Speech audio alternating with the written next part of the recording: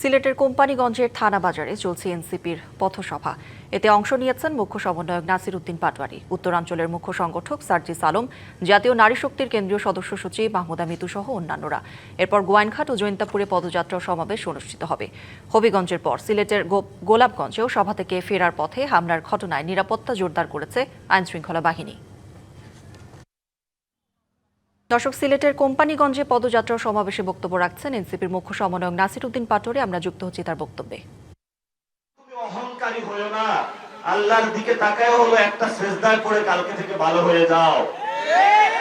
আল্লাহ অনেক বড় ক্ষমাশীল। জনগণের যে টাকা তা ফেরত দিয়ে দেন, স্কুল কমিটি টাকা ফেরত দিয়ে দেন, বাস স্ট্যান্ড গুলা খালি করে দেন, যিনি বাসের ব্যবসা করে শ্রমিক তাদেরকে ছেড়ে দেন।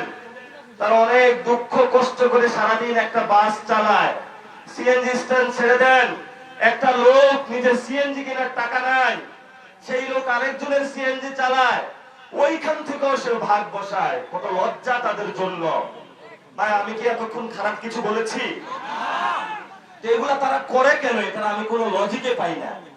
বললে আমাদের চোখ তুলে দেয়। এদেরকে কি করা যায়? আপনারা একটা বুদ্ধি দেন। হ্যাঁ, জেলে থাকলেও সংশোধন হবে না। গত 17 বছর থাকছে, সংশোধন হয় নাই, খাসলত পরিবর্তন হয় নাই, হয়েছে কোন পরিবর্তন হয় নাই। এখন মিডিয়া ভাইরা আজকে অনেকে এসেছে, ওনাদের জন্য কিছু কথা বলতে হবে। ভাইরা অনেক কষ্ট করে সব মিডিয়ার, ওনারা যারা মিডিয়া চালায়, মানে রিপোর্টিং করে মাঠে, ওনারা সবাই খারাপ না। খারাপ হলো মালিকরা।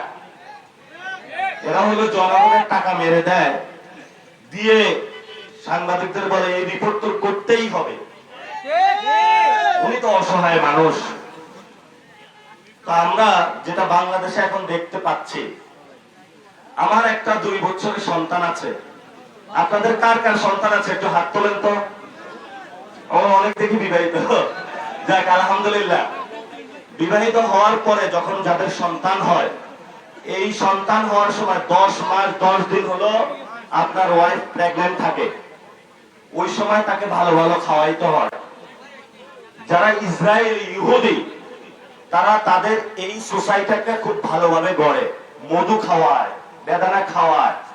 বাংলাদেশে অনেক ফ্যামিলির সাথে কথা বলেছি, প্রেগন্যান্ট অবস্থায় মহিলাকে খাওয়াইতে পারে না, ফলত মা অসুস্থ হয়ে যায়, বাচ্চারা যখন জন্মগ্রহণ করে সেও অসুস্থ থাকে, স্কুলে পাঠায় ভালো মতো মনে থাকে না। এই জন্য বলবো, সরকারের যে পুষ্টি ব্যবস্থা, ভিটামিন পাঠায় আপনার বাচ্চার জন্য উপজেলা স্বাস্থ্য কমপ্লেক্সে। একটা ছোট মাসুম বাচ্চারে ভিটামিন হলো ওই চোরের গোষ্ঠী মাইরা দেয়। উপজেলা স্বাস্থ্য কমপ্লেক্স ঠিক নাই। আমরা আপনাদের সন্তান হিসেবে আপনাদের সামনে দাঁড়িয়েছি। আগামীর বাংলাদেশ তারেক রহমান চালাইতে পারবে না।